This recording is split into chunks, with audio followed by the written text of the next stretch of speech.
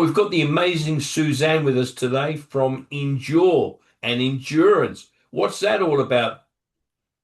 So, my thing and my passion is endurance leadership. And basically, I bring together my background as an endurance athlete, as somebody who has thrived and essentially orchestrated my own recovery after a life-changing accident, my leadership journey, and also my business owner journey. So, I founded and scaled and still own a multidisciplinary clinical business in Cairns into frameworks to help business owners and leaders not just succeed in business, but actually leave the legacies and live the lives they'd hoped for.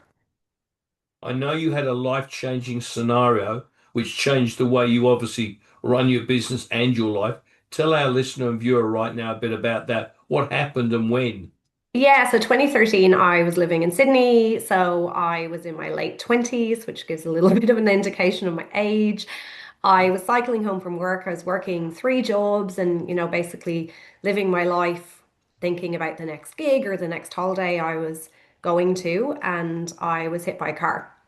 So I had multiple fractures in my jaw, but what eventuated after that was I wound up with essentially a traumatic brain injury. So I had residual symptoms for 18 months to 2 years. So constant anxiety, constant headache, focus issues, concentration issues, noise sensitivity. I gave up two of my three jobs and I had to put together this team of people around me to, orchestrate my own recovery. And when I look back on the lessons I learned from that time and that I've learned throughout my life, that was really, I think, the first time that I can pinpoint setting that big vision and being so determined and so pig-headed that I wasn't going to accept just this diagnosis and this new normal because I was unwilling to accept that as normal. So I had these things I wanted to do. I'd qualified for the Boston Marathon. I wanted to get back into private practice work.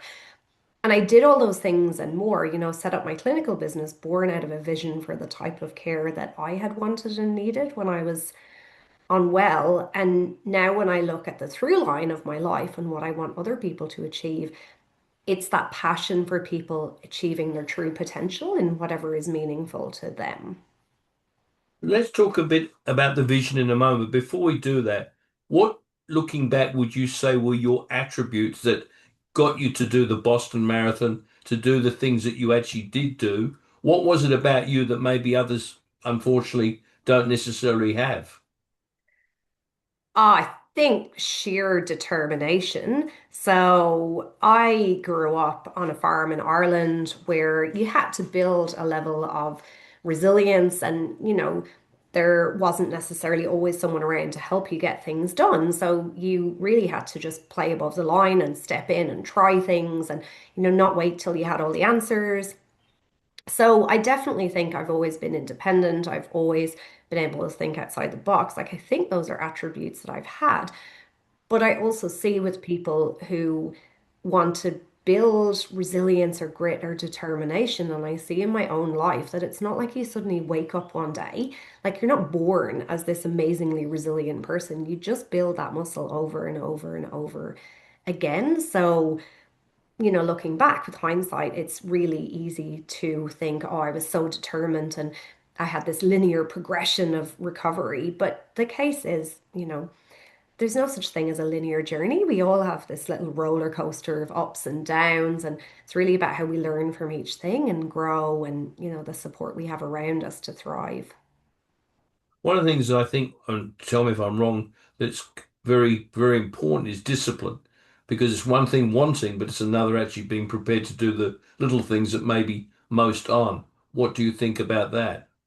Yeah, so I have three core outcomes I'm really passionate about, and they relate to discipline in different ways. So the first one is focus. So we actually have to have that clarity of focus. Hmm. And if we don't have clarity of, what we want to achieve or the goals or where we're going or where our organization's going, it's really hard to have any focus because we don't know what to focus on. But also focus is our most important currency, right? Cal Newport, who wrote Deep Work, tells us that. And all these things are around us now that are trying to steal our focus. And so we have to be disciplined in the things that we put into place to maintain that focus and actually build that muscle of focus. And it's something I'm certainly not perfect with it. I guess the second thing around discipline is momentum. And for us to have momentum in the right direction, it's things like decision-making frameworks. So being disciplined about the things that are decisions that we need to make versus what other people can make, so we don't end up with decision fatigue. Being disciplined around conversations, being disciplined around our boundaries and who we hang out with, and being disciplined around our habits, so we're actually supporting our best selves. And then ultimately, when you get that focus, you get that clarity, you get that momentum, hopefully you should be able to actualize your own potential. So the things that matter most to you, but that it requires a level of discipline in and of itself because often it can be easier to take the comfortable route. And so if something's really meaningful to us, we need to try and remove all the barriers to getting there, but sometimes we have to learn to do hard things. Yeah. So focus, momentum, and actualization, basically. Yeah, yeah. When you spoke earlier about a vision, that's, when you'd had the accident, you were determined, you had a vision, you did the Boston Marathon. What was your vision then and what is it now? My vision then was to get back to where I'd been before the accident. So I wanted to get back to private practice work. I wanted to run the Boston Marathon because I qualified for it. And I wanted to actually be able to get back to socializing with my friends. So our friends were turning 30 around that time. I could not go to dinners because if somebody was talking to my like right or left, I couldn't focus on the person to the other side. My noise sensitivity was that severe. Then my vision became around, once I recovered, around creating that clinical business that I had wanted and needed. And now my vision is just broader. So my leadership and coaching and speaking, it is speaking on 5 continents. It is working with 500 business owners in the next 3 years to help them to unlock the lives and the legacy that they want. And that's, really a combination of leadership and business mentoring and self leadership that makes up that part of endurance leadership.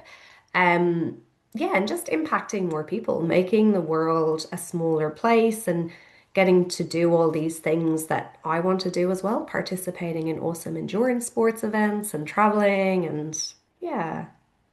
I love that. You're very, very specific. We'll come back to your leadership coaching in a moment, but t tell us a bit more about your clinical business, which, as you say, you wanted to create for to maybe provide something that you didn't have when you had the accident. So, what does your clinical business provide now? So we currently run across 2 clinics in Cairns, and we're physiotherapy, osteopathy, massage, occupational therapy, which is really a good spot for us now. We got a number of innovative services. So we're the only clinic in far north Queensland to have mild hyperbaric oxygen therapy, which I go in at least twice a week, more if I can, and it's been amazing for my immune system and my recovery.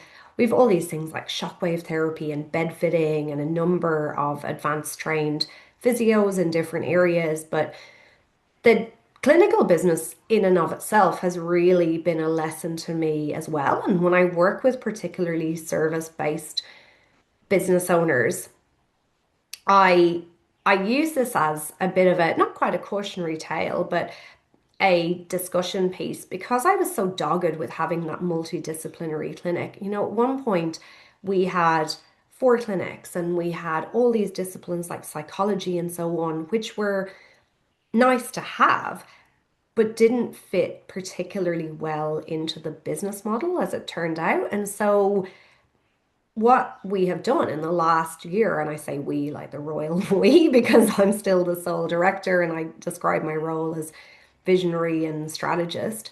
The last year, we have consolidated down to 2 clinics and it functions far more efficiently, far better. It's that boutique environment that I wanted. And I don't see it as a loss to have lost some of these things. I see them as lessons that I tried and, tried it, didn't work in our business, tried this, did work.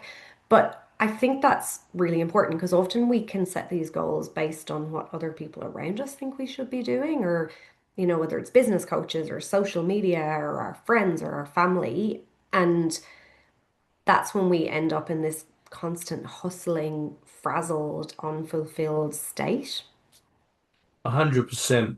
I think what's really exciting is that not exciting that you had the accident, but exciting that you wanted something then that wasn't provided. So now you must have a lot of empathy, and I imagine those that work with you and for you have the same for people that may have an accident. They come in, you would have that sort of caring empathy that maybe you didn't receive at the time. Is that a fair call?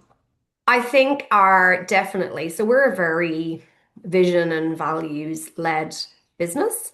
And I work with a lot of other teams on setting a vision and goals and values and connection to purpose and so on.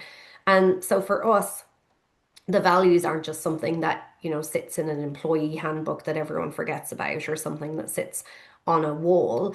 They are ingrained with how we recruit and how we communicate and how we performance manage and how we celebrate each other as a team. And, we have values nominations each week. So that's really, really important. And having that high standard of care is really important to me and to our team. I think it's that thing of, the standard you walk by is the standard you accept.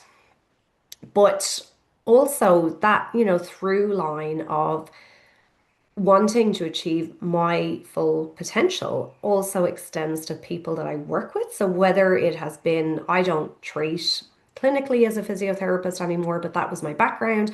And I've worked with everyone from, elite athletes through to people in Indigenous communities, through to people in Uganda and Ireland, and through to, older people recovering after orthopedic surgeries. But that thing of people achieving more than they thought possible has always been the through line for me. I love that. And I guess it gives you that pedigree. Let's talk about it now to be that leadership mentor for many, I'm sure. Your very clear vision about how many business people you want to work with in the timeline is wonderful. So let's talk about endure and endurance. So obviously one plays on the other, but let's talk about the name endure. How or what made you come up with that name? So endures, I mean, it's a great acronym, and who doesn't love a great acronym, a great framework? Endures came about while I wanted to create a framework for sustainable high performance that distilled the things that are most important to me and the lessons I've learned in my life and the science of recovery and, the things that successful endurance athletes can teach us and the things that lead to sustainability in business and in leadership. And so it's in vision, which is about clarity of vision, but also the courage to set a big vision. Navigate is the steps we take to get there. So it's, the goal setting, the decision frameworks, the boundaries, the communication, all of those other leadership skill sets and self-leadership skill sets. The drive is the resilience, but it's also about knowing when to not drive. So when to change pace or pivot. They U is they use recovery. So using recovery in the form of micro breaks as strategy, not using recovery as a reward. I love the statistic that little micro breaks in the day make us at least 20% more productive because, like many high performers or overachievers or whatever word you want to use, my toxic trait is pushing through. And so that was the selling point for me, not to keep pushing through fatigue or breaks or exhaustion and actually conserving and managing that energy so I perform better. Then there's the refocus and reset, which that resetting actually unlocks our little achievement celebration, right? So we can see how far that we've come, but we also make sure that we're on the right track and we can look at the learnings. Then there's elevation. So, we reach the top of one summit, we look around, there's lots of other summits. We don't actually spend that much time in a summit. So we decide what we want to elevate to next, but what is most meaningful to us. And then the S, the support systems, that just underpins everything. Because something that people might not know about or think about unless you are actually an endurance athlete. People think endurance sports is very individualistic and it's just you out there competing against all these other people. But the most successful people in things like trail running will all talk about it's a team sport and they praise the support systems they have around them. And it's the same in, business or leadership. The most successful people have a coach and they put good people around them. 100%. And in fact, I guess that's my next question. When you're engaged to be on the platform as a presenter speaker to a large audience, what is it, what brief are they giving you? What do they want the audience to walk away with and to do?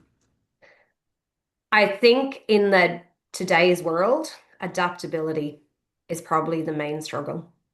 So we are living in that time of great change, where change is the fastest it's ever been, but it's actually the slowest that it's ever going to be again. And so in workplaces, we often keep waiting, waiting, waiting till we have all the answers, or we keep waiting till we can see the light, or we keep waiting till there's light at the end of the tunnel. But we actually need to get more comfortable with stepping forwards into the dark. And so that's one of the core of the three pillars I discuss in my keynote. The second thing is the vision and the clarity. So we're living in this age of distraction.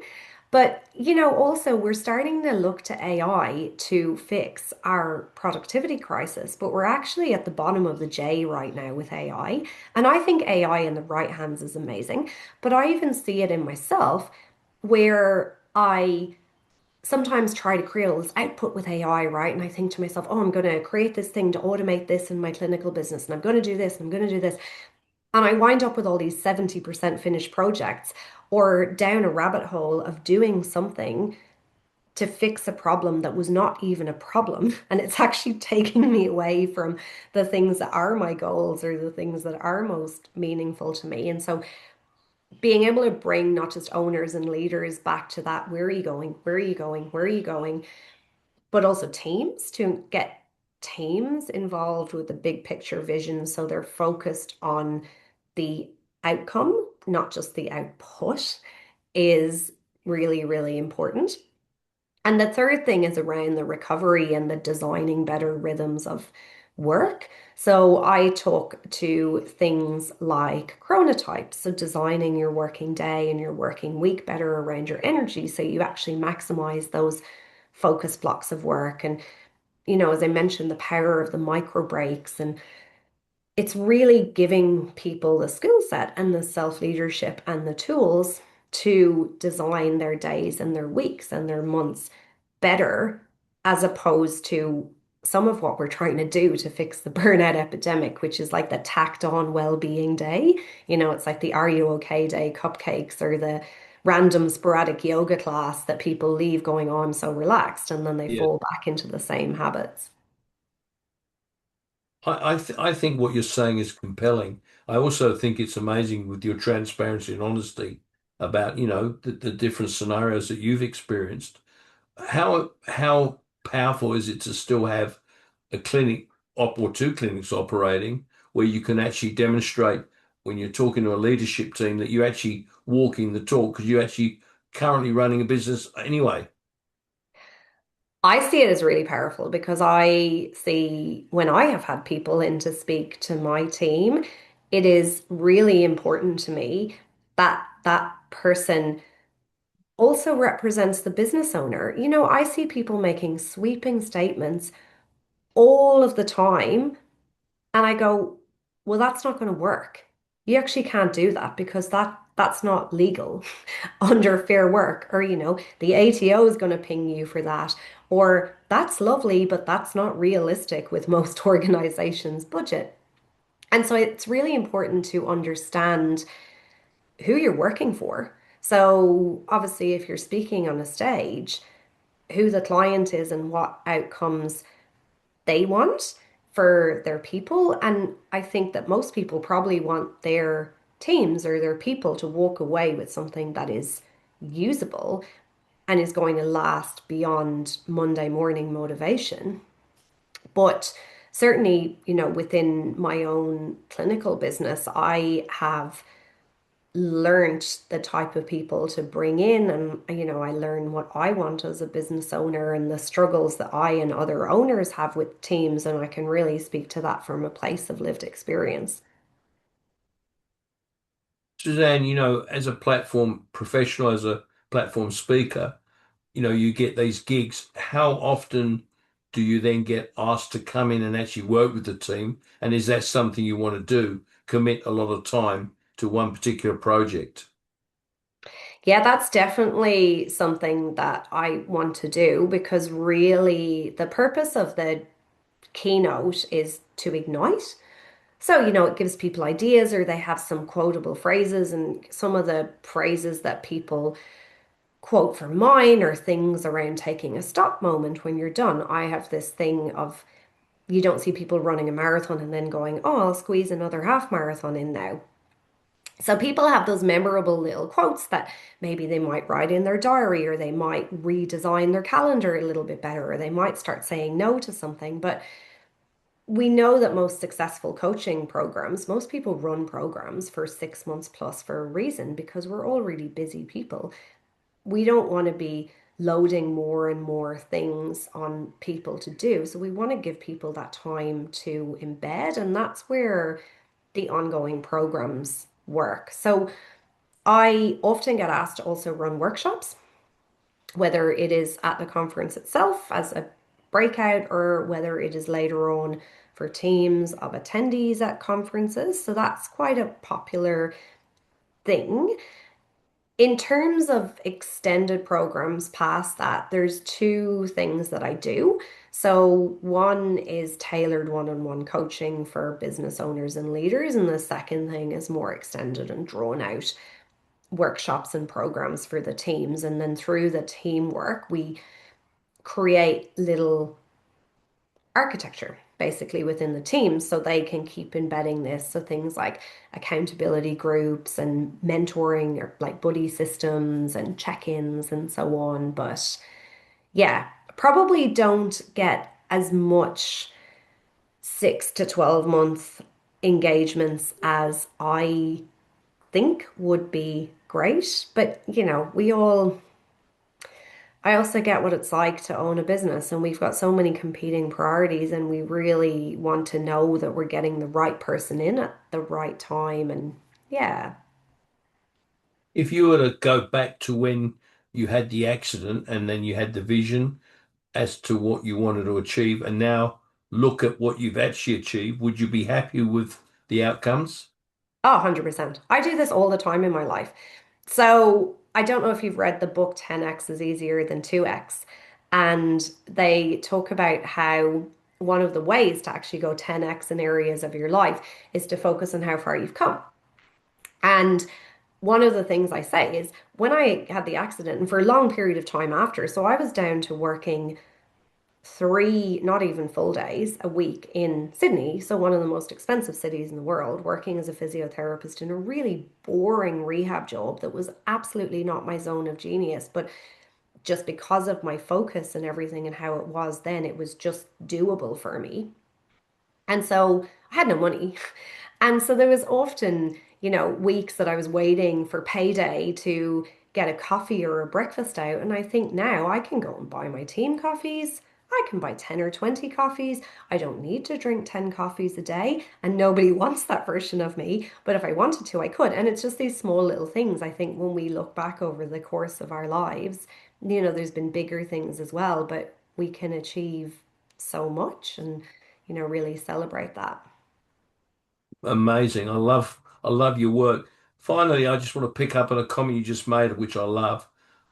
You mentioned the word zone of genius. What does that mean to you? Ah, this was a life changer for me. So, activating genius is I have a performance advancement pathway, and activating genius is one of the nine core catalysts on that. And it's about working out what your genius is. So, the type of work that you like to do, And not even just like to do, but what really lights you up and what you're good at and what you were put on the world to do. So mine, and I use the Patrick Lencioni model, but mine is invention and wonder. So I am full of ideas. I have no problem coming up with a solution for something. I can tease out ideas in people. And I think this is often why we become coaches and speakers because you're dissecting ideas that already exist and, building on them, and you can create patterns really easily. I love that kind of stuff. And when I started to look into that in my clinical business and looked at some of the things that were frustrating for me in the business, the things that were my zones of burnout, they call it, were like constantly getting people excited about the things in the business, like constant repetition and constantly stepping in to help. So essentially, the things that were my zone of burnout were management. And so a lot of people I know, they set up businesses, particularly service businesses, because they're great technicians. And then at some point they hire people and then they have to become managers. I have trained myself to be a good manager. I would not call myself a great manager, but having to do it on repeat sucks the life out of me. Yeah. And so I think it's that differentiation of going, just because you're good at something does not mean you need to be doing it all the time. I'm good with figures. I'm good at doing my accounting. If I had to sit there for 9 hours a day doing bookkeeping, I would want to pull my eyelashes out one by one. So we have this thing that we feel like we need to be good at everything. And, business owners, they're pulled in a million directions, and you're trying to be the marketing person, the finance person, the team person, the everything. Really, what we need to do is keep shifting up our identities and hire the right people around us and learn how to delegate so we can consistently work into those genius zones. That's not to say you never do anything that you don't like or that you never get frustrated. I sometimes find myself thinking, why can nobody else come up with an idea? But now that I embrace that as my genius and I embrace other people's geniuses as their genius, it's a lot easier to deal with. I love that. I love it. I love your work. So, you really are somebody that I can see as a great mentor, great leader, a great business person, somebody that I feel really can make a significant difference in the lives of many. So thank you so much for your time today. Thank you. Thanks for having me.